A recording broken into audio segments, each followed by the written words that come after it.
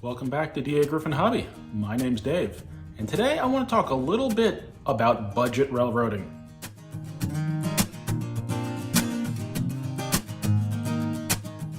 There is certainly a perception that this is a very expensive hobby, and while it may be true, I think you could say that about most hobbies, because that's what we spend our money on, it's the thing we're interested in. But there are different ways to come at the hobby. Now, for me, I figure the less I spend per piece, the more I can spend on the whole thing, if that makes any sense. If I bought a brand new expensive engine, that would be it. I would get nothing else. But by getting decent stuff at low prices, it might not be the newest or neatest or have the features, but it gives me a great collection of things to run. I have two examples of a good budget train behind me. One is led by the 8206 Hudson MPC era engine, New York Central, and the other is led by this, the Joshua Lionel Cohen Hudson, also from MPC. I hadn't planned on buying this one. I saw it for a decent price and I figured, okay, I'll buy it, I'll clean it up, I'll fiddle with it and see what happens. As it turns out, it is a perfect match for the Williams Pennsylvania passenger cars. Each of these trains is headed up by an MPC engine, and the cars are the Williams 15-inch passenger cars. Each of these pieces, each engine and each set of cars, I got for right around $100 each. That engine cost me like $90 plus shipping. That I don't remember, but it was right around $100. And the New York Central cars were like $80, and the Pennsylvania cars were $100, $110, somewhere in there. So that means that train and that train added up totally. Two awesome trains to run that smoke and run well and are fun to watch. $400 total. 100 for one engine, 100 for the other engine, 100 for one set of cars, 100 for the other set of cars. $400, and I've got these two fantastic trains to watch. So if you're looking for budget passenger trains to run in your layout, I'm gonna say scope the web for MPC engines. You know, the prices will range from $100 to $300, $400, but you just have to be okay not to get the one that's $200. I've seen this Joshua Lionel Cohen one for $250. I wasn't going to spend that, so when I saw it for the sub $100 price, I bid on it and I happened to get it. Same thing happened for the New York Central. Go on the auction site and look for MPC steam engines. They're out there. There are plenty of them, and I have had really, when it comes down to it, no problems. I mean, you figure if an engine wasn't made right, it probably wouldn't still be around. So the ones that had major problems are probably trashed by this point. Are they perfect? No. But again, it's a toy train hobby, so I don't really care if they're perfect. The Blue Comet that I have is, I gotta say, in pretty like new condition. The Southern Crescent is pretty similar. This Joshua Lionel Cohen engine has some paint wear and it's filthy, but it works. And the New York Central, it was the first MPC era larger steam engine, and it could use some help. It's not the best model, but it runs and it pulls the cars and it smokes, and if I plug in the tender, it makes the noises. That one wobbles a bit more than the others. They all seem to have a little bit of either wheels that aren't perfectly round or bent axles or something. They all have at least one wheel that makes the engine wobble a little bit side to side, but not drastically, and you really don't notice it when they're running around. You might say, well, you want the train with more features, more sounds, more control. Fine, that's cool. I have no problem with that. Enjoy that, but I'm gonna enjoy my two trains here that I got for about $400 total between two trains. So if you have a starter set, but you wanna add more to your roster, I would say do that. Go and look for MPC era steam engines, and then look for Williams passenger cars, and you'll be surprised what you can find. I actually kind of want to go and look for more. A set of Chesapeake and Ohio cars would be awesome to go with the one engine. The Williams cars are like 2 inches longer than the Lionel Baby Madisons, and that is a significant difference at that size of train. Now, as far as the Lionel sets, the Blue Comet and the Southern Crescent that I have, the Southern Crescent I got for $200 last year at York, and the Blue Comet I think I got on the auction site for about $230. So even the full sets that are in good condition, I still got a good price on. You just have to look around, be patient, and wait for a good deal. They're out there. When I bought the Joshua Lionel Cohen engine, I really didn't have much of a plan for it until I put the Pennsylvania cars behind it. The Williams Pennsylvania cars have a gold lettering and striping, and so does the JLC Hudson. So it actually looks like a set that was supposed to be that way.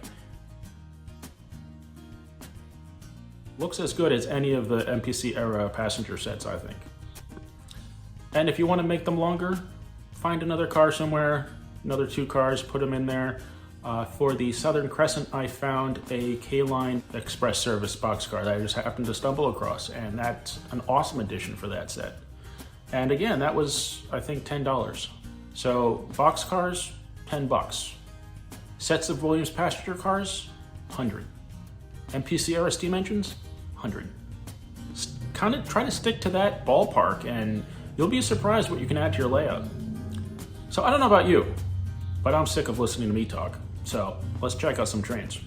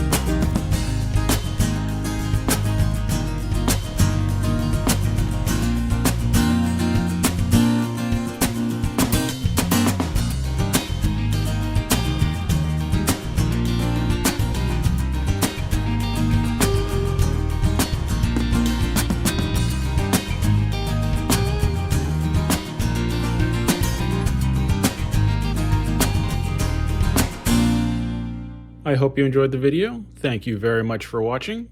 Please remember to like, comment, subscribe, and I'll see you next time on Dagryffyn Hobby.